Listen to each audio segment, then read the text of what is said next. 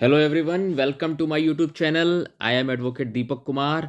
आज हम इस वीडियो में बात करेंगे कि हाल ही में बार काउंसिल ऑफ इंडिया द्वारा सुप्रीम कोर्ट में एडवोकेट एनरोलमेंट फीस इन्हेंसमेंट को के लिए एक पिटीशन फाइल की गई है। Bar Council of India approaches Supreme Court seeking enhancement of enrolment fees to ₹25,000। क्या state bar council registration fees ₹750 से बढ़ के हो जाएगी 25,000? This video is very important to all law graduate, lawyers, advocate. अगर ये वीडियो आपको पसंद आए तो प्लीज़ लाइक एंड शेयर करें, और अगर आप चैनल पर नए हैं तो don't forget to subscribe my channel and press the bell icon to get the all latest information regarding law update, judiciary exam preparation and AIB exam और practical advocate tips. So let's get started the video. Bar Council of India approaches Supreme Court seeking enhancement of enrollment fees to ₹25,000। आइए समझते हैं। The application has been filed in the case Gaurav Kumar versus Union of India, in which the Supreme Court, by its judgment in July 2024, held that the Bar Council cannot charge enrollment fees beyond what is prescribed under Section 24 of the Advocate Act 1961।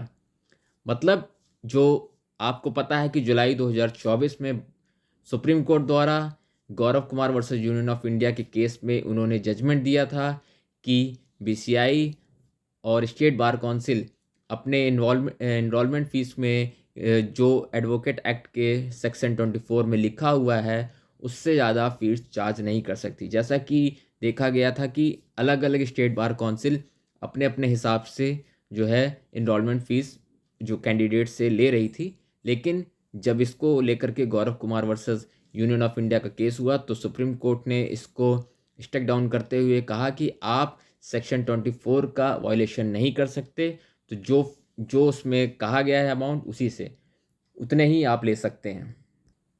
तो according to जो section 24 के हिसाब से देखा गया कि जो enrolment fees है वो ₹750 आ रही थी, और उसके बाद जुलाई के बाद अलग अलग स्टेट बार काउंसिल में कैंडिडेट का, स्टूडेंट्स का, लॉयर का जो है इनरोलमेंट ₹750 में होने लगा, और जो कि अभी भी प्रक्रिया जारी है। तो इस जजमेंट के अगेंस्ट अब बार काउंसिल ऑफ इंडिया द्वारा सुप्रीम कोर्ट में एक पिटीशन फाइल की गई है, जैसा कि मैं बता रहा हूँ आपको। फिलहाल आज की डेट में इस पर अभी कोई फाइनल जजमेंट नहीं आया है। जब आएगा तो हम उस पर भी बात कर लेंगे। तो बार काउंसिल ऑफ इंडिया के चेयरपर्सन मनन मिश्रा द्वारा एक पिटीशन डाली गई है, और उनकी टीम द्वारा सुप्रीम कोर्ट ने BCI से पहला क्वेश्चन पूछा कि इस एक्ट बनाने का काम तो संसद का है, आप हमारे पास क्यों आए हैं, हम आपके लिए क्या कर सकते हैं। सुप्रीम कोर्ट ने सबसे पहले जो है BCI से यही पूछा कि हमारे पास आप क्यों आए हैं। BCI ने सुप्रीम कोर्ट के सामने ये बताया कि अधिवक्ताओं के हित में सुप्रीम कोर्ट के सामने हमने गुहार लगाई है कि हम चाहते हैं कि आप एक डायरेक्शन दें, एक गाइडलाइन दें, ताकि एडवोकेट एक्ट को अमेंड किया जा सके, रिवाइज किया जा सके, उसकी इन्हेंसमेंट फीस को लेकर के जो भी अब तक के एडवोकेट एक्ट में कही गई है उन सारी चीज़ों पे सुप्रीम कोर्ट एक गाइडलाइन दे। आइए समझते हैं कि जो सुप्रीम कोर्ट ने जो ये क्वेश्चन पूछा है इनसे, तो BCI ने अपने तर्क में क्या कहा है, अपने पिटीशन में क्या है, क्या क्या कहा है। तो जो BCI ने अपने पिटीशन में ये कहा है कि जो सेक्शन 24 है in the advocate act 1961 here referred to as the principal act in section 24 clause F of sub clause 1 of the following clause shall be substituted, namely F, जो उन्होंने एक क्लॉज सब क्लॉज जोड़ा है F, to pay the state bar council of sum of rupees 25,000 toward enrollment and sum of rupees 6,250 toward the bar council of India fund, or such sum of may be prescribed by the bar council of India from time to time, provided that whereas as such person is a member of scheduled caste or scheduled tribe and and produce a certificate to effect from such authority as may be prescribed. The enrollment fees payable by him to State Bar Council shall be 10,000 and the Bar Council of India rupees 200 2500. तो जो ये 24 में amendment किया जा रहा है, F sub clause जोड़ा जा रहा है, उसमें यही कहा जा रहा है कि जो यूपी स्टेट बार काउंसिल होगा वो 25,000 लेगा और 6,250 रुपीज़ जो होगा उसमें ये बीसीआई को सीधे चला जाएगा।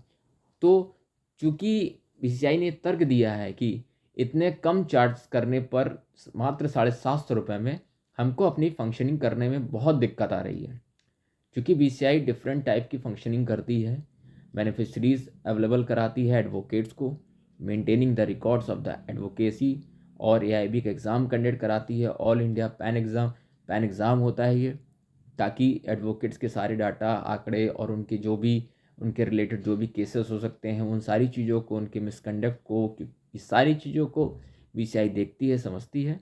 तो उन सारी चीज़ों को फंक्शनिंग करने में उनको दिक्कत आ रही है और इतने कम रुपीज़ में वो अपने चीज़ों को, अपने ऑफिस को मेंटेन नहीं कर सकते, इसलिए बीसीआई ने ये पिटीशन दाखिल की है।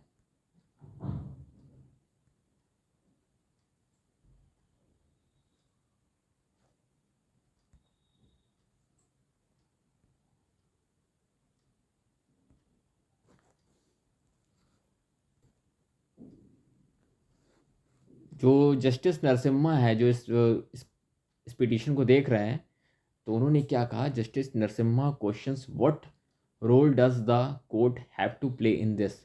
नरसिम्हा ने कहा हम क्या करें, we are the not supreme law creator, we are just rechecker of the law. हम सिर्फ लॉ की कॉन्स्टिट्यूशनल वैलिडिटी को चेक करते हैं, हम चेक करते हैं कि कोई एक्ट नेचुरल जस्टिस के अगेंस्ट तो नहीं है। सुप्रीम कोर्ट अथॉरिटी जो है भारत में, सुप्रीम अथॉरिटी जो है वो भारत में पार्लियामेंट होती है, तो वही चेक करेगी कि क्या लॉ बनाना है, अमेंड करना है, एनहांसमेंट करना है, ये सारा काम भारत के पार्लियामेंट का है। इन्हीं सारी चीज़ों को लेके बात भी हो रही है, कैन जजेस मेक लॉ, ये एक ज्यूरिस्प्रूडेंस का एक क्वेश्चन भी हो सकता है फ्रेंड्स आपके लिए। क्या जजेस कानून बना सकते हैं या सिर्फ गाइडलाइन दे सकते हैं, या फिर आप कोई सिर्फ रूल बना सकते हैं।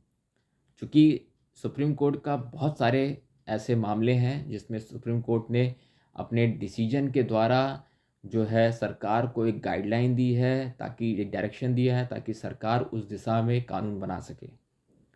और ये सारी चीज़ें मैं आपको बता देना चाहता हूँ कि ये जो पिटीशन डाली गई है, इन केस ये अलाउ होती है पिटीशन, ये रेट्रोस्पेक्टिव इफेक्ट से लागू नहीं होगा।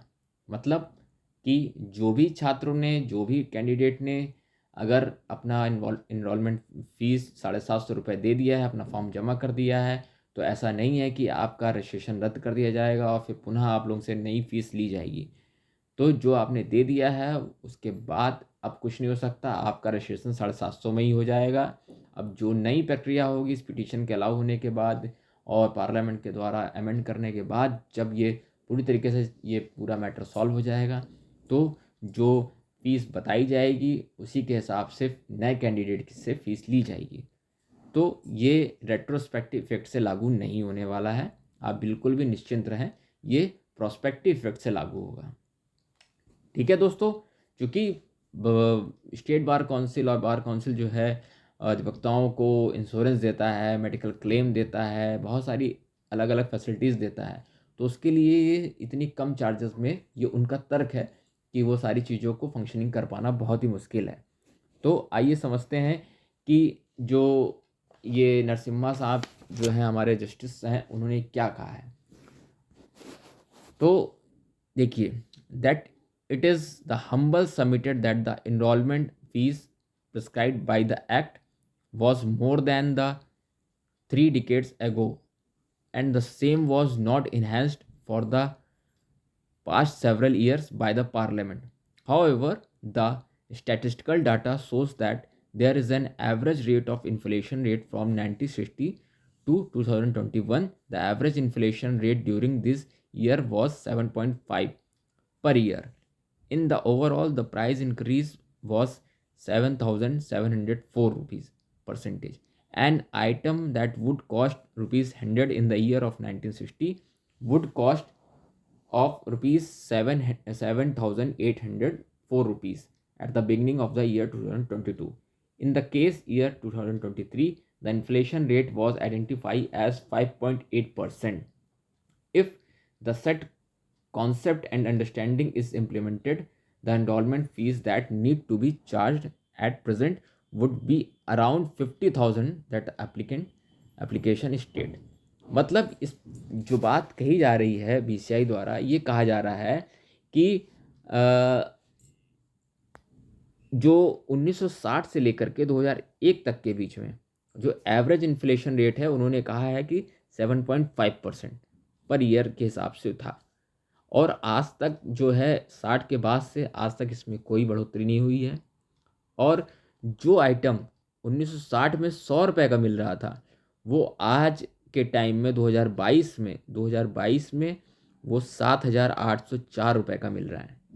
तो उनका ये तर्क है, उनका ये कहना है, जो इन्फ्लेशन रेट है 5.8%, उसके अकॉर्डिंग देखा जाए तो आज के टाइम में इसकी जो इनरोलमेंट फ़ीस होनी चाहिए, बीसीआई ये कह रहा है, अपने तर्क में बता रहा है कि उसकी फ़ीस अप्रॉक्सीमेटली 50,000 होनी चाहिए। लेकिन फिर भी वो सुप्रीम कोर्ट के सामने ये कहना चाह रहा है कि हम तो मात्र सिर्फ 25,000 ही कह रहे हैं, हम 50,000 भी नहीं कह रहे हैं कि 50,000 इनरोलमेंट फ़ीस रखी जाए।